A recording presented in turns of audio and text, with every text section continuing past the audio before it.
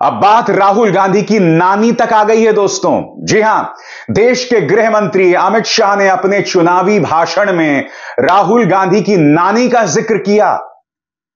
यानी कि चुनावी भाषणों में जिस तरह की मर्यादा, जिस तरह की गरिमा का ख्याल रखा जाना चाहिए, देश के गृह मंत्री अमित शाह को उसकी बिल्कुल भी परवाह नहीं है। वो जिहाद की बात कर रहे हैं, मुद्दों की बात नहीं कर रहे हैं, जिहाद की बात कर रहे हैं दोस्तों।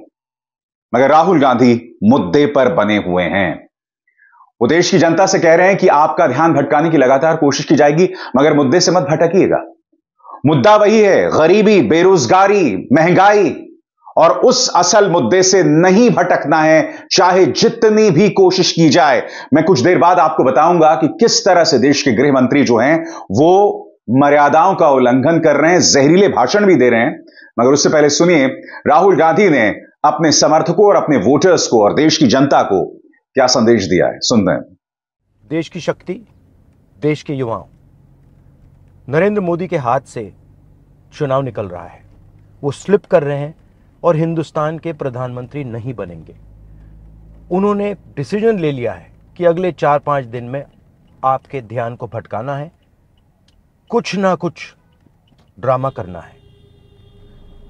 आपके ध्यान को भटकना नहीं चाहिए। बेरोजगारी सबसे बड़ा मुद्दा है। नरेंद्र मोदी जी ने आपको कहा था कि 2 करोड़ युवाओं को रोजगार देंगे, झूठ बोला, नोटबंदी की, गलत जीएसटी लागू की और सारा का सारा काम अदानी जैसे लोगों के लिए किया है। हम भर्ती भरोसा स्कीम ला रहे हैं। 4 जून को इंडिया गठबंधन की सरकार आ रही है। 15 अगस्त तक भर्ती भरोसा स्कीम में 30 लाख युवाओं को रोजगार देने का काम शुरू हो जाएगा। जय हिंद, नमस्कार। हर गुजरते दिन के साथ झूठ का इस्तेमाल किया जा रहा है भारतीय जनता पार्टी की तरफ से। हर गुजरते दिन के साथ राहुल गांधी और प्रियंका गांधी वाड्रा के परिवार पर हमला तक बोला जा रहा है। और प्रियंका गांधी वाड्रा इमोशनल भी हुई हैं, उसकी भी मैं चर्चा करूंगा। मगर सबसे पहले दोस्तों सुनिए किस तरह से भाषाई मर्यादा को पूरी तरह से भूल चुके हैं देश के गृह मंत्री अमित शाह। अरे राहुल बाबा, आप तो क्या, आपकी नानी भी ऊपर से वापिस आ जाए, इस सीए को नहीं हटा सकती। चाहे देश के गृह मंत्री अमित शाह हों, चाहे प्रधानमंत्री नरेंद्र मोदी, लगातार भड़काऊ भाषण दे रहे हैं और हर बार की तरह चुनाव आयोग खामोश बना हुआ है। और अब कल एक और शिगुफा आ गया दोस्तों। चुनाव के बीचों बीच economic advisory council to the prime minister, यानी कि प्रधानमंत्री नरेंद्र मोदी को जो इकोनॉमिक एडवाइजरी है उसकी एक रिपोर्ट आ गई है कि 1950 के मुकाबले 2015 तक मुसलमानों की आबादी में 43% का उछाल आया है। न्यूज चैनल्स ने लगातार जहरीले कार्यक्रम करने शुरू कर दिए दोस्तों। गज़वा हिंद भी बताया जा रहा है। इसकी हकीकत क्या है यह मैं आपको बतलाऊंगा, क्योंकि आपको इंतजार करना पड़ेगा हकीकत जो क्या है, और वो भी जनसंख्या के आधिकारिक आंकड़ों के मुताबिक मैं आपको हकीकत बताऊंगा। मगर सबसे पहले जिक्र करना चाहूंगा अमित शाह के भड़काऊ बयान का। अब वो ये कह रहे हैं कि इस चुनाव में अब जिहाद आ गया है। वोट फॉर विकास बनाम वोट फॉर जिहाद। मैं देश के गृह मंत्री अमित शाह से सवाल पूछना चाहता हूं कि आप पाकिस्तान को इतना याद क्यों करते हैं? आप जिहाद को इतना याद क्यों करते हैं? क्योंकि आप जितना पाकिस्तान, जिहाद, हिंदू मुस्लिम, इन तमाम चीजों का जिक्र करते हैं, जितनी भक्ति करते हैं पाकिस्तान की, उतना कोई और नहीं करता है। जितना ज्यादा पाकिस्तान को याद किया जाता है। पहले सुनिए देश के गृह मंत्री अमित शाह ने क्या कहा। भाई और बहनों, ये 2024 का जो चुनाव है, ये राहुल गांधी वर्सेस नरेंद्र मोदी का चुनाव है। ये चुनाव वोट फॉर जिहाद, इसके अगेंस्ट वोट फॉर विकास का चुनाव है। कभी राहुल गांधी की नानी पर हमला, कभी जिहाद, कभी मुसलमानों को घुसपैठिया बताना, यानी कि मुद्दे पर नहीं रहना और इन्हीं तमाम चीजों का जिक्र। प्रियंका गांधी वाड्रा ने इसका जवाब दिया है, और वो क्या जवाब दिया है उसके लिए आपको इंतजार करना पड़ेगा। मगर सबसे पहले दोस्तों, कल एक रिपोर्ट आई और तमाम न्यूज चैनल्स पर बहस शुरू हो गई। किस तरह की बहस की जा रही थी मैं आपको सिर्फ 2 मिसाल देना चाहता हूं आपके सामने। जी न्यूज, डीएनए, भारत में हिंदुओं की घटती आबादी, मुसलमानों की जनसंख्या में इजाफा, क्या गज़वा-ए हिंद है? जिस शब्दावली का इस्तेमाल पाकिस्तान करता है वो अब हमारे न्यूज चैनल्स कर रहे हैं। ये देखिए, रिपब्लिक, मुसलमानों ने सबको चौंकाया, भारत बन जाएगा इस्लामिक स्टेट, हिंदुओं पर खतरे की घंटी। मैं आपसे फिर सवाल पूछना चाहता हूं दोस्तों, 2014 से पहले कभी भी हिंदू खतरे में नहीं रहा, हमारा वजूद, हमारा अस्तित्व कभी खतरे में नहीं रहा। ये पिछले 10 सालों में बार बार हमें क्यों बताया जाता है कि हिंदू खतरे में है? सबसे पहला सवाल, economic advisory council to the prime minister of India ये रिपोर्ट चुनावों के बीचों बीच जारी करता है और उस रिपोर्ट में कहा जाता है कि मुसलमानों की आबादी में 1950 के मुकाबले 43% की उछाल आई है। सबसे पहली बात, इस रिपोर्ट को बीचों बीच, चुनाव के बीचों बीच क्यों जारी किया जा रहा है? ताकि भारतीय जनता पार्टी इसे हथियार के तौर पर इस्तेमाल करे। गोदी मीडिया किस तरह का कवरेज कर रहा है मैं आपको मिसाल दे चुका हूं। सबसे बड़ी बात, 1950 में मुसलमानों की आबादी करीब 9.86% थी कुल देश की, और वो बढ़कर 14% हो गई। अगर economic advisory council to prime minister चाहता तो आसानी से कहता कि 4% की उछाल आई है, मगर वो प्रतिशत का प्रतिशत आपको पेश कर रहा है, इसलिए 43% कह रहा है। वो ये भी कह सकता था कि हिंदुओं की आबादी आजादी के दौरान 84% थी, अब वो 79% के आसपास आ गई है, 79.8% के आसपास आ गई है। वो ये कह सकते थे कि जो कमी आई है वो 4 से 4.5% की आई है। मगर हकीकत क्या है दोस्तों? चाहे हिंदू हो या मुसलमान, दोनों की आबादी में पिछले 3 दशकों, पिछले 30 सालों में गिरावट आ रही है। जनसंख्या वृद्धि दर में गिरावट आ रही है। अब मैं आपके सामने आंकड़ा पेश करने वाला हूं और यह मेरी कल्पना की उड़ान नहीं है। यह जो आंकड़ा है वो आधिकारिक जो भारतीय डेटा है, जो हमारा सरकारी डेटा है, उसके हिसाब से मैं आपको पेश करने वाला हूं। तब आपको यह फैसला करना है कि गज़वा-ए हिंद हो रहा है, हिंदू खतरे में है, या भारत इस्लामिक स्टेट बनना चाहता है। आपके स्क्रीन पर भारत में पिछले 10 सालों में हिंदुओं और मुसलमानों की आबादी बढ़ने की रफ्तार में गिरावट आई है।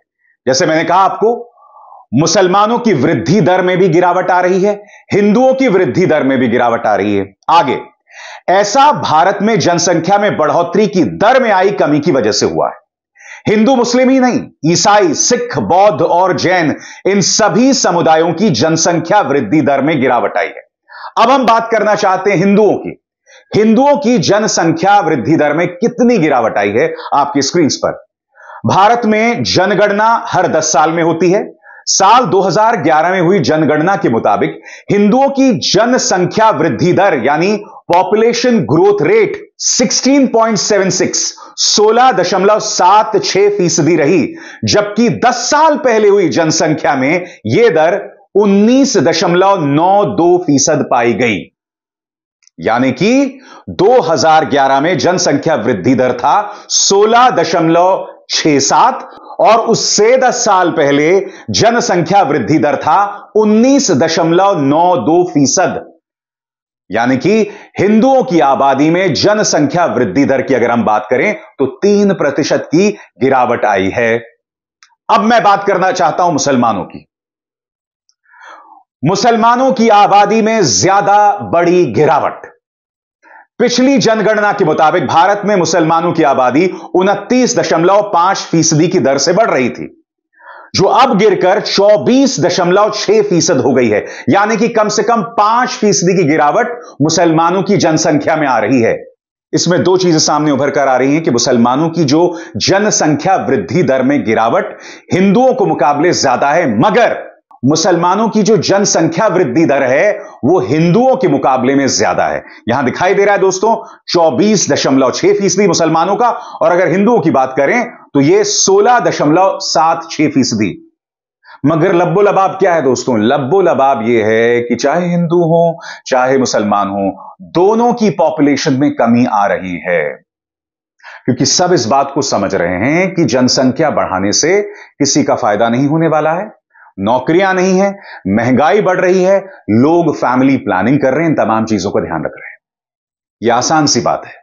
और अब मैं चुनौती देना चाहता हूं, जो तमाम आंकड़े मैंने आपके सामने पेश किए हैं उसे गलत साबित कीजिए सरकारी आंकड़ों से, क्योंकि ये जो आंकड़े मैंने आपके सामने पेश किए वो सिर्फ और सिर्फ सरकारी आंकड़े हैं। मगर आपको बार बार बताया जाता है हिंदू खतरे में है। गजवा हिंद जैसे शब्दों का इस्तेमाल किया जाता है। इस्लामिक स्टेट बन जाएगा भारत, इस तरह की बात कही जाती है। मुद्दा साफ है कि हिंदुओं और मुसलमानों में मनमुटाव हो, और भाजपा कहीं ना कहीं उसमें कामयाब भी हो गई है, क्योंकि कल शाम को तमाम न्यूज चैनल्स ने जिस तरह का कचरा चलाया, देखिए सिर्फ जी न्यूज या रिपब्लिक नहीं था, बाकी तमाम न्यूज चैनल्स में देखिए वही कचरा चल रहा है, वही जहर चलाया जा रहा है। चुनावों के बीचों बीच यह आंकड़ा जारी होता है दोस्तों, और उसके बाद इस तरह के जहरीले डिबेट्स हो जाते हैं। मैं फिर आपसे पूछ रहा हूं दोस्तों, इससे किसका फायदा है? मैं फिर आपसे पूछ रहा हूं, आपको मुद्दों पर रहना है या एक काल्पनिक डर में आपको जीना है कि हिंदू खतरे में है? मैं फिर कहता हूं, मैं चुनौती दे रहा हूं, मुद्दे पर आइए। मुद्दे पर आना तो बहुत दूर की बात है। देश के गृह मंत्री राहुल गांधी की नानी पर हमला बोलते हैं, देश के प्रधानमंत्री स्वर्गीय राजीव गांधी पर हमला बोलते हैं, और इसीलिए प्रियंका गांधी वाड्रा इमोशनल होंगी अपने पिता को याद करके। किस तरह से इमोशनल हुई प्रियंका गांधी वाड्रा, आइए सुनते हैं।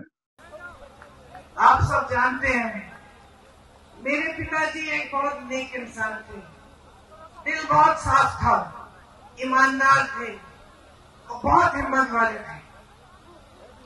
जैसे जैसे मैं बड़ी हुई, कभी कभी उनके चुनाव के प्रचार के लिए यहां आ जाती थी। पहली बार जब मैं 20-25 दिनों के लिए यहां आई तो अपनी माता जी के साथ उनके प्रचार में आई, और यहां का तारपुर का जो गेस्ट हाउस था वहां पे हम लोग रहते थे। उस समय कुछ सारा साधन नहीं थे, प्रचार भी अलग तरह से होता था, गांव गांव जाते थे, मैं माता जी के पीछे पीछे जाती थी। पिताजी चुनाव जीते, प्रधानमंत्री उस समय थे। अमेठी के लिए जितने काम कर पाए उन्होंने किए। यहाँ पे बड़े बड़े उद्योग खोले, सड़कें बनाई। उस समय इंडिया मार्क 1 होता था, हर जगह इंडिया मार्क 1 लगवाया। जहाँ रास्ता नहीं था रास्ता बनवाया, जहाँ सड़क थी खड़िंजा लगवाया, खड़िंजे पे पक्का किया। बार बार आते थे, अपनी जीप में बैठ के गांव गांव जाते थे। कभी आप सबसे डांट खा लेते थे, कुछ मांग थी आपकी वो पूरी नहीं हुई थी, शायद एक सड़क या एक नलका, आप डांट भी लेते थे, प्यार से आपकी डांट सुनते थे। ये सब बातें मैंने देखी।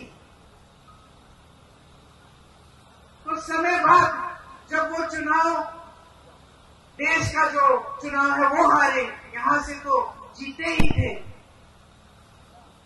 तो उनके ऊपर काफी, मतलब उनकी सुरक्षा की काफी ये संदेह था कि कोई कुछ करेगा उनको। उनकी माता जी की हत्या हो चुकी थी, हम सब ने बचपन में वो देखा था, वो क्षण देखा था। अब मैं 17-18 साल की थी, पिताजी के लिए प्रचार किया था। पिताजी जो बड़ा चुनाव है वो हार गए, लेकिन अमेठी से फिर भी जीते थे। सुरक्षा की बढ़ के बड़े सवाल थे। हफ्ते में 5 दिन व्रत रखती थी कि पिताजी सही सलामत घर आ जाए। एक बार तो मौन व्रत भी रखने लग गई। पिताजी ने कहा, तुमने आज ये दिन क्यों, इतवार के दिन? मैंने कहा, ये दिन क्यों चुना तुमने मौन होने के लिए? इसी दिन कुछ घंटे मिलते हैं तुमसे बात करने के, बाकी समय में काम करता रहता हूँ। पिताजी ने हारने के बाद मेरे ख्याल से 2 या 3 गुना काम किया होगा जितना उन्होंने जीतने के समय किया। जनता के बीच जाते थे, सद्भावना यात्रा की, रात के 4:30 बजे तक, 3 बजे तक काम करते थे। मैं तब तक नहीं सोती थी जब तक उनकी चप्पल की आवाज मेरे कमरे के बाहर से गुजरती थी। मुझे सुनाई देता था कि पिताजी घर आ गए, तब नींद आती थी। घबराहट होती थी कि कोई कुछ कर ना दे। 2 साल बाद 1991 में एक फोन आया, किसी ने कहा कि पिताजी को कुछ हो गया है, पता करो। चुनाव प्रचार में गए थे, रात के शायद 10:30 या 11 बजे थे। मैं एकदम समझ गई कि कुछ बहुत बुरा हुआ है, और अपनी मां को बताने का मतलब मुझे अपनी मां को बताना पड़ा कि जिस शख्स के लिए वो अपना देश छोड़कर हमारे देश आई थी, जिसके प्रेम के लिए उन्होंने कई त्याग किए थे, हमारी संस्कृति सीखी, नए तरीके सीखे, इंदिरा जी से हमारी भारतीय सभ्यता सीखी, वो खत्म हो गए हैं। मैं उनके कमरे में गई और जब मैंने उनको बताया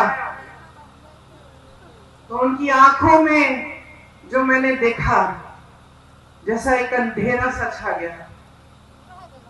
और मैं आपको ये बात बता सकती हूँ कि उस दिन के बाद मैंने अपनी माँ की हंसी कभी उस तरह नहीं सुनी जैसे जब हंसती थी जब पिताजी होते थे। एक बार फिर 3 चरण मतदान हो गए दोस्तों। भाजपा को शायद किसी इंटरनल रिपोर्ट के जरिए से ऐसा लग रहा होगा कि जिस तरह की कामयाबी उसे मिलनी चाहिए उसे नहीं मिल रही है।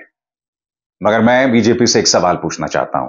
हो सकता है कि 300 के बजाय आपको 280 सीटें मिलें, सरकार शायद आप फिर भी बना लें, मगर क्या उसके लिए आपको समाज में जहर उड़ेलना जरूरी है?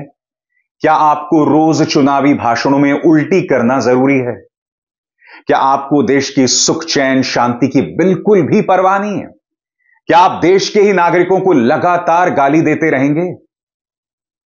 इन मुद्दों पर गौर कीजिएगा। अभिसार शर्मा को दीजिए इजाजत। नमस्कार।